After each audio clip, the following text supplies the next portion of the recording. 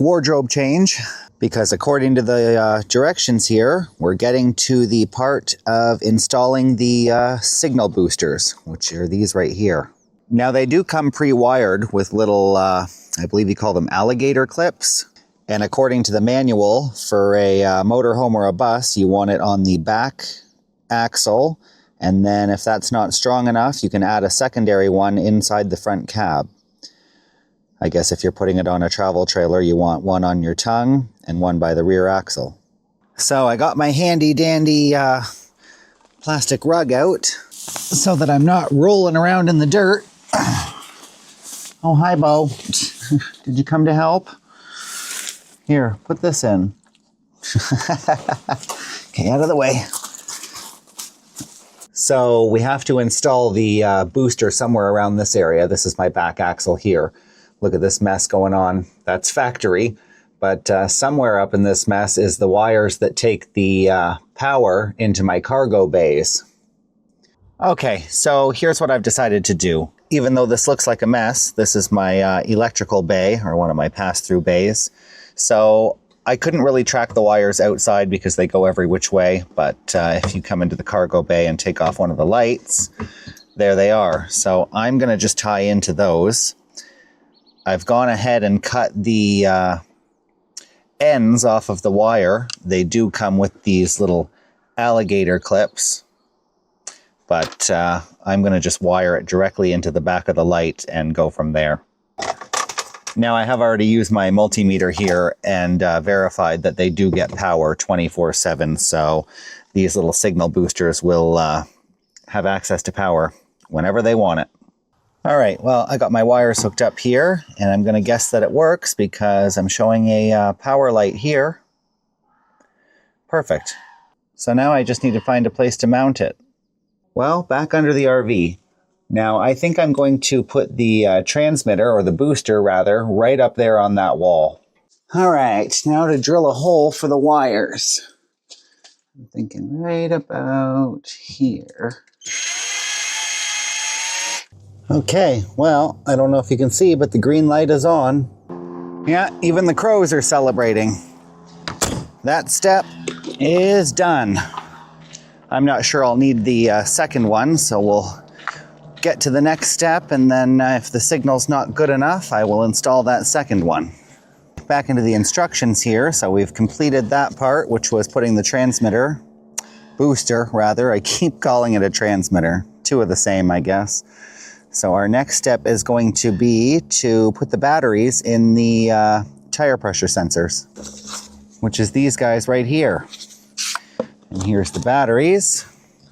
They just unscrew, and then we can pop the battery into them. Okay, there we go. The battery's in that one. Put the little plastic cover back on. And repeat that however many more times. 6 for me, well 5 I guess now. I should also mention it does come with a whole bunch of lock washers that you can put on your valve stem as a anti-theft deterrent. I don't think I'm going to use them. They're not required, and mine kind of sit in a little bit, so I'm not too worried about them disappearing. And while we're on the topic of the valve stems, every vehicle, you know, is going to be a little bit different. Now for me, I have dualies on the back, so my outer tire has a metal stem on it, but my inside dually has a braided, you know, kind of extension on it. So when it comes to these braided ones, you can't use the tire pressure monitoring system. The little sensors just don't work on that, you know. They're too flexible, so it's just going to be moving around and cause a bunch of problems. You can use them on the metal ones though. I did order a new set for my rear, you know, for my inside tires, but they haven't arrived yet. So I'm just going to move forward. I'll put 4 of them on for now and do what we can do. The sensors themselves do have a little code on the top of them. I don't know if it's going to come out, but I have chosen 4 and wrote them down as to what tire I'm putting them on. Okay, let's remove the old one, which is just, you know, a standard normal metal one, and put the new sensor on there.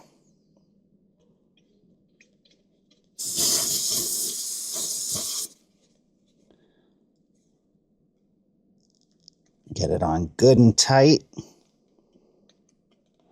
Okay, there's one. That was simple enough. Okay, last one. For now anyways, until I get the other stems. Really simple to install these. I mean, they just screw on.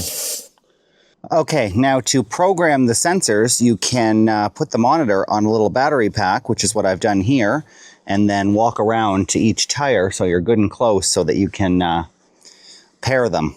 So we'll start over here. I should also mention it has the ability to pair up to 32 of these tire pressure sensors. And you can also add 3 additional cameras for a total of 4. So it pretty much covers everything. Here, we'll put it down on the ground like that and maybe you'll be able to watch. So I'm going to click Auto Learn. It says waiting. Perhaps I'll move it a little bit closer because the sensor is actually right there. Okay, well, for some reason it doesn't want to auto learn, but they do give you an option to manually enter the code from the top of each one. So that's why I wrote them down, especially for the back ones that are facing on the inside. So I input the code here, it beeped. So I think this one is registered. Now I just have to set my tire pressure, my high pressure alert and my low pressure alert. So looking on the tire, where is the PSI? Oh, PSI, 110. Okay, so high pressure, I guess we'll set for 115. And low pressure, we will set at 100. And that's PSI, by the way. It also says that the pressure of that tire currently is only 85. They're supposed to be 110. But I will admit, I don't typically ever check the pressure in them. So this system probably is a good thing for me. A very good idea. Okay, let's program the driver's front. Oh, good. It even kept the PSI and everything that I put from sensor number 1, so I don't have to enter all of that again. It says that this one's at 88. Huh. Maybe all my tires are a little bit low. It also reads the temperature of the tire. So this one's currently 64 Fahrenheit. The other one's 68 Fahrenheit, which is not surprising because the other side's in the sun. So as far as this system's concerned, I mean, it really covers all the bases. Tire pressure sensors, backup camera, you can add more cameras. You can add up to 32 tire sensors. I'm actually thinking of ordering a few more sensors and seeing if I can put them on the truck. That way I can monitor the tires on the truck when it's being towed. Okay, let's do the back one. We are on the driver's side, outside.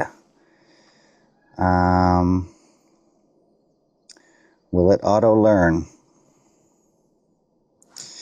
Probably not. See, this is why I wrote it down. I gotta go get my paper now. All right, got my handy dandy book. So, driver's side outer. B, D. B, D.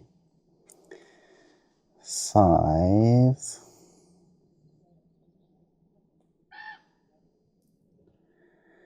B, B, C.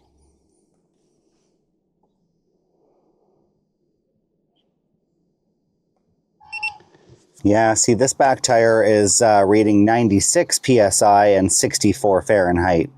So there's a very good chance that those front ones are a little bit low. Yeah, this will be a good system for me. I don't have the best memory and don't always remember to stop and check the tire pressure, so I'm loving the system so far.